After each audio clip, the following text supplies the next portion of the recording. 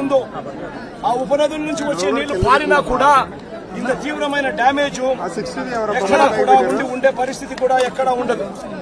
బుడమేరు అనేది బుడమేరు నుంచి వరదలు వస్తా ఉన్నాయని తెలుసు. బుడమేరు నుంచి వస్తా ఉన్న వరదలను కూడా ఇక్కడనే పంపించే కార్యక్రమమే చేశారు. శనివారం రాత్రి ఒక అలర్ట్ లేకుండా, ఒక సిగ్నల్ లేకుండా నీళ్లు బుడమేరు నుంచి గేట్లు ఎత్తేశారు. ఎంత దారుణమైన పరిస్థితి అనంటే వలగలేరు హెడ్ రెగ్యులేటర్ కు సంబంధించిన లాకులను 11 లాకులను శనివారం రాత్రి అర్ధరాత్రి దాటిన తర్వాత ఎత్తారు. అలర్ట్ లేదు. ఇక్కడ ఈ ప్రాంతంలో ఉన్న ప్రజలకు కనీసం చెప్పడం లేదు. ఎత్తేసినారు. ఎందుకు ఎత్తినారు? చంద్రబాబు నాయుడు గారు ఉన్న ఇల్లు, కరకట్టు మీద ఉన్న ఇళ్లకు ఆ ఇంటికి సంబంధించిన ఆ నీళ్లు పోకుండా రక్షించుకునే దానికోసం విజయవాడలోని ఈ ప్రాంతాన్నంతా కూడా నీటిమయం చేశారు చంద్రబాబు నాయుడు గారు. నేను అడుగుతా ఉన్న ప్రతి ప్రశ్న కూడా లాజికల్ గా అడుగుతా ఉన్నాను. ఎవరైనా కానీ సమాధానం చెప్పాలనుకుంటే మొట్టమొదటిగా ప్రజలకు క్షమాపణ చెప్పి ఆ తర్వాత ఈ ప్రజలకు ఏం చేయబోతున్నాము అన్న మాటలు కూడా చెప్పి ఆ తర్వాతనే సమాధానం చెప్పాలని చెప్పి చంద్రబాబు నాయుడు గారిని గట్టిగా కూడా కొడతా ఉన్నాయి. ఇప్పటికి కూడా రిలీఫ్ క్యాంపులు లేవు. నిన్నటి దాకా కూడా ఎన్ని రిలీఫ్ క్యాంపులు పెట్టారు అని చెప్పి అడిగితే 6 రిలీఫ్ క్యాంపులు మాత్రమే ఉన్నాయని చెప్తా ఉన్నారు. లక్షల మంది ఈ రోజు నీట మునిగి ఉన్నారు. 6 రిలీఫ్ క్యాంపులు ఏ మూలకు సరిపోతాయో కూడా తెలియడం లేదు. ఎక్కడ ఉన్నాయో కూడా తెలియని పరిస్థితిలో ఈ రోజు ప్రజలంతా కూడా ఎక్కడికి పోవాలో తెలియవు. ఎన్ని క్యాంపులు క్యాంపు ఎక్కడ ఉందో కూడా, ఏర్పాటు ఎక్కడ అయిందో కూడా తెలియని పరిస్థితిలో ఈ రోజు ప్రజలంతా కూడా ఉన్నారు. ఇంతటి దారుణమైన మేనేజ్మెంట్ బహుశా ఏ ముఖ్యమంత్రి ఎప్పుడు కూడా, బహుశా ఏ హయాంలో కూడా ఎప్పుడు జరిగి ఉండదు. ఆలోచన చేయమని అడుగుతా ఉన్నా. ఈరోజు చెప్తా ఉన్న ఈ 11,30,000 క్యూసెక్కుల గురించి ఏదైతే మాట్లాడుతా ఉన్నామో, ఈ 11,30,000 క్యూసెక్కులకు సంబంధించి మొదట ఇది రావడం ఇదేమి కొత్తేమీ కాదు. ఇటువంటిదే 1903లో 11,90,000 క్యూసెక్కులు వచ్చింది. 2009లో కూడా 11,10,000 క్యూసెక్కులు వచ్చింది. మా హయాంలో కూడా 2019, 2020, 2021, 2022లో కూడా ఇలాంటి వరదలే, ఇలాంటి రెయిన్ఫాలే నమోదు కూడా అయింది. కానీ ఇలాంటి రెయిన్ఫాల్ నమోదైనా కూడా మా హయాంలో ఎప్పుడు కూడా ఈ మాదిరిగా 11 లక్షల క్యూసెక్కులకు చేరడము, దానివల్ల ప్రజలందరూ అసలాకుతలమైన పరిస్థితులు రావడం ఎప్పుడూ జరగలేదు.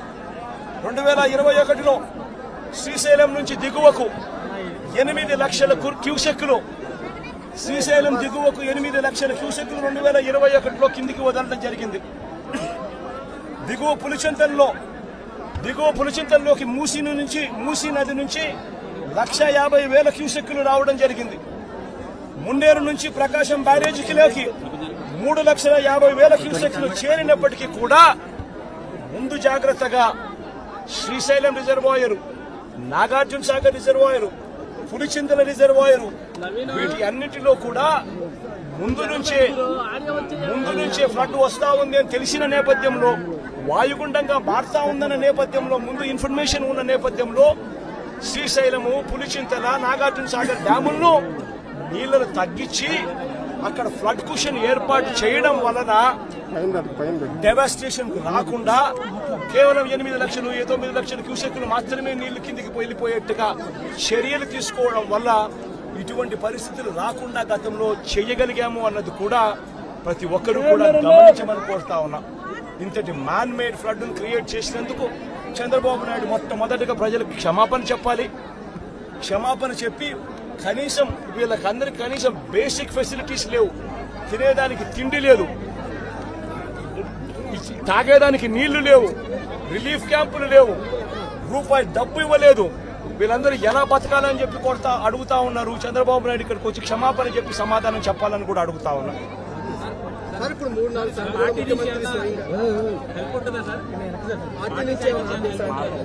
పార్టీ నుంచి మొత్తం అందరూ కూడా క్రియాశీలకంగా పార్టిసిపేట్ చేస్తారు. పార్టీ క్యాడర్ ఇప్పటికీ క్రియాశీలకంగా పార్టిసిపేట్ చేస్తూ ఉంది.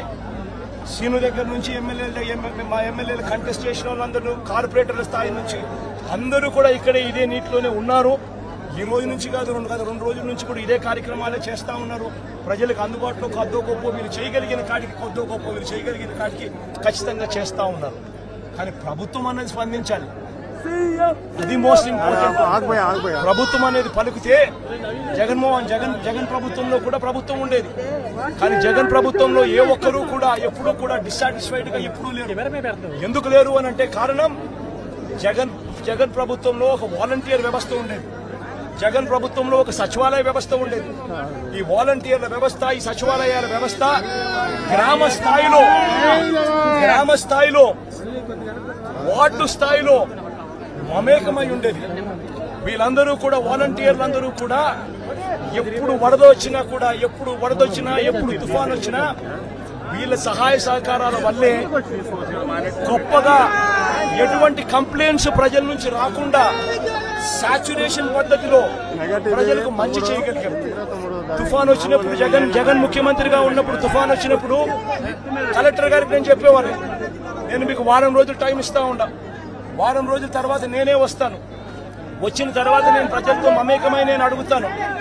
ఏ ఒక్కరి నోట్లో నుంచి కూడా కలెక్టర్ మాకు పలకలేదు, కలెక్టర్ స్పందించలేదు, కలెక్టర్ వల్ల మాకు నష్టం జరిగింది అన్న మాట ఎప్పుడూ వినపడకూడదు అని చెప్పి నేను ఆదేశాలు ఇచ్చేవాడిని.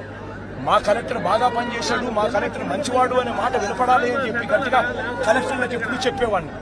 చెప్పిన ప్రకారం నేను ఖచ్చితంగా వారం రోజుల తర్వాత నేను పోయేసరికి వాలంటీర్ సైన్యం అక్కడ ముందే ఉండేది. గ్రామ సచివాలయాల్లో పనిచేసే మొత్తం పిల్లలందరూ కూడా అక్కడే ఉండేవాళ్ళు.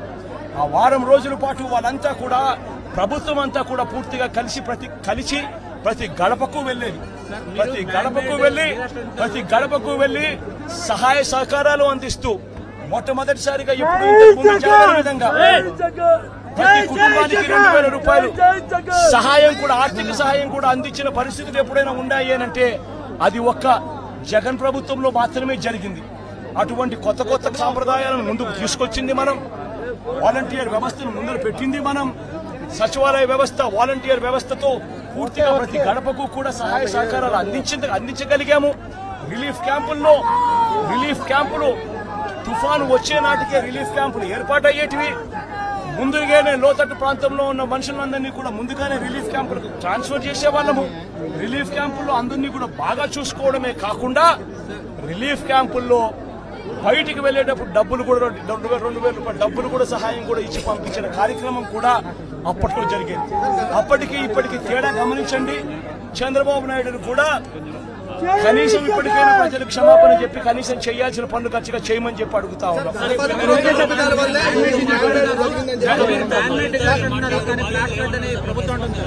ప్రతి బాధితుడు కూడా మీరంతా ఉన్నారు, నాతో పాటు మీరంతా కూడా నడుస్తా ఉన్నారు. బాధితుల దగ్గర మీరు కూడా బైక్ పెడతా ఉన్నారు. బాధితులు మాట్లాడిన మాటలు మీరు కూడా విన్నారు. ఒక్క బాధితుడికైనా కూడా కనీసం ఒక్క బాధితుడికైనా కానీ ఇక్కడ నుంచి మేము వస్తా ఉన్నాం, ఇక్కడ నుంచి మేము ఎక్కడికి వెళ్ళాలి అని అంటే, ఎక్కడి నుంచి ఎక్కడికి వెళ్తా ఉన్నారనంటే తెలియదు సార్, తెలియదన్నా, ఇక్కడ నుంచి పోవాలి, మా బంధువుల ఇళ్ళకు పోవాలనే మాట చెప్తా ఉన్నారు. కానీ కనీసం ఒక్క బాధితుడన్నా కానీ